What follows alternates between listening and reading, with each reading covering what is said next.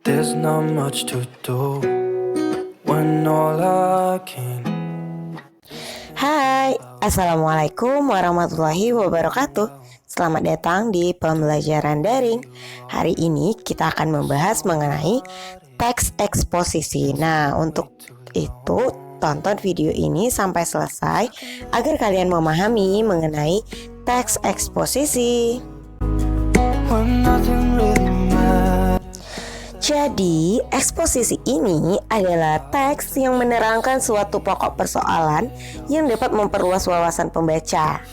Untuk mempertegas masalah yang disampaikan, biasanya dilengkapi dengan gambar dan data statistik. Tujuannya supaya pembaca mendapat informasi dan pengetahuan dengan sejelas-jelasnya. Jadi kita bisa bilang bahwa eksposisi ini merupakan informasi yang memang dituliskan secara jelas dan dia memang berupa data-data yang fakta. Itulah dia mengenai pengertian dari teks eksposisi. Nah, jadi sama dengan teks-teks yang lainnya, eksposisi juga mempunyai ciri-ciri di mana ciri yang pertama bersifat objektif pada pembahasan yang bersoalan dan tidak menggunakan kata atau frasa yang bersifat menarik emosional pembaca sehingga tidak memihak kepada apapun.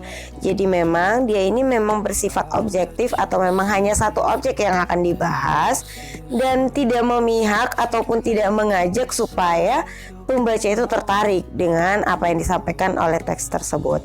Yang kedua, dia bersifat informatif, artinya setelah dibaca pembaca merasa mendapatkan informasi tambahan. Jadi hanya fungsi eksposisi ini sebenarnya memang hanya menyampaikan informasi yang lebih jelas lagi dari teks-teks yang lainnya.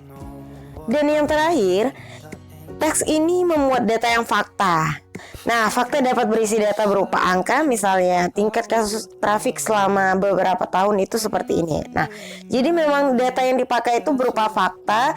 Opini itu hanya sebagai penjelasan dari argumentasinya saja. Nah, jadi di sini data yang fakta itu diperkuat lagi dengan pendapat gitu. Jadi nggak semuanya itu berupa pendapat atau opini, tapi memang opininya itu merupakan argumentasi yang udah didasari dengan data yang fakta tadi. Kemudian masuklah kita ke struktur eksposisi.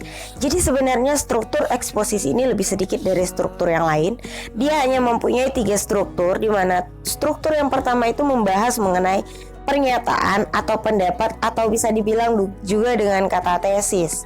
Nah, di pernyataan ini dia berada pada bagian awal teks yang berisi topik yang diangkat oleh penulis. Selain itu, opini dari penulis juga termasuk di dalamnya. Opini ini membuat pembaca untuk memosisikan diri apakah pro atau kontra. Jadi memang dari eksposisi ini lebih banyak pendapat atau argumentasi yang memang tadi udah saya bilang bahwa argumentasinya itu berupa dari data yang fakta. Struktur yang kedua yaitu argumentasi. Jadi di argumentasi ini setelah tadi topik diangkat melalui opini, bagian selanjutnya adalah bagaimana opini tersebut didukung dengan argumentasi berdasarkan data dan fakta yang kuat serta sistematis. Jadi semakin ilmiah data yang diberikan dengan penjelasan yang runtun, semakin baik juga kualitas dari tulisan yang akan kita buat. Jadi memang di argumentasi inilah yang lebih detail daripada di pernyataan sebelumnya. Struktur yang terakhir yaitu penegasan ulang. Pada bagian ini berada pada paragraf akhir sehingga disebut juga dengan sebagai penutup atau kesimpulan. Jadi di penegasan ulang ini hanya sebagai menekankan atau memperjelas kembali apa yang udah disampaikan sebelumnya. Selanjutnya masuklah kita ke jenis-jenis eksposisi. Jadi jenis yang pertama itu adalah eksposisi definisi. Maaf ya, itu salah, bukan eksposisi proses, melainkan eksposisi definisi. Nah, pada eksposisi definisi itu menjelaskan topik tertentu secara definitif, yaitu memberi penjelasan dengan batasan makna. Jadi dia memang penjelasannya itu mengenai ada batasannya, maknanya itu punya batasan. Yang kedua, eksposisi proses, di mana eksposisi proses itu memaparkan langkah-langkah atau cara melakukan sesuatu atau dalam pembuatan hal tertentu. Nah, jadi di proses ini memang dia adalah tahapan atau cara-cara atau langkah-langkah membuat sesuatu atau pembuatannya. Tapi dengan konsep tetap jenisnya eksposisi dan penulisannya bentuk eksposisi. Yang ketiga, eksposisi ilustrasi. Jadi eksposisi ini bertujuan untuk memberikan gambaran atas suatu ide nyata agar pembaca dapat memahami dengan baik. Penggambaran ini melihat kesamaan sifat dari topik yang satu ke topik yang lainnya dengan ciri-ciri tertentu. Nah, jadi kalau kalian lihat di ilustrasi ini memang dia bentuknya penggambaran atau pemahaman dan pelukisan tentang suatu objek tertentu.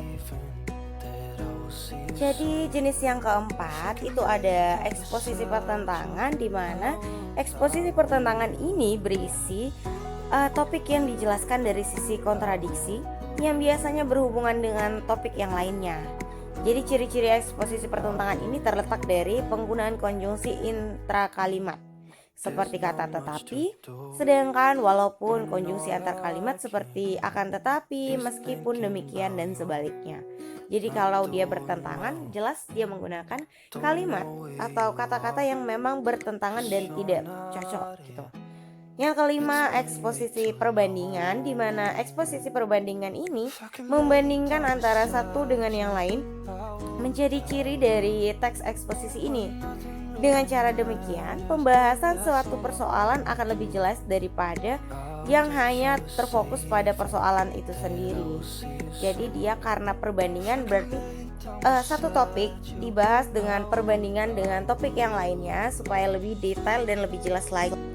Yang keenam, mengenai teks eksposisi klasifikasi. Sesuai dengan namanya, eksposisi ini berfungsi untuk mengelompokkan atau membagi sesuatu ke dalam golongan tertentu.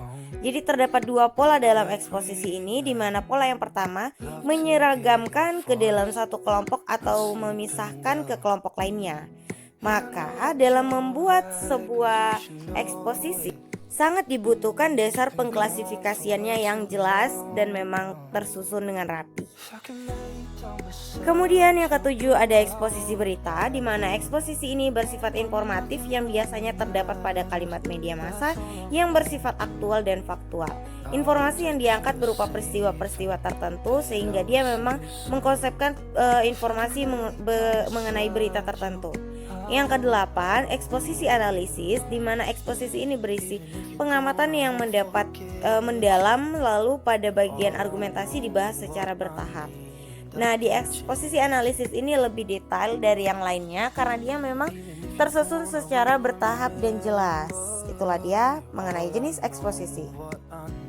Nah, itulah tadi mengenai penjelasan dan pemahaman detail-detail dari teks eksposisi. Maka kita tutup perjumpaan kita hari ini. Sampai ketemu di pertemuan berikutnya. See you, bye. Assalamualaikum warahmatullahi wabarakatuh. See you soon. If I can lay down beside you.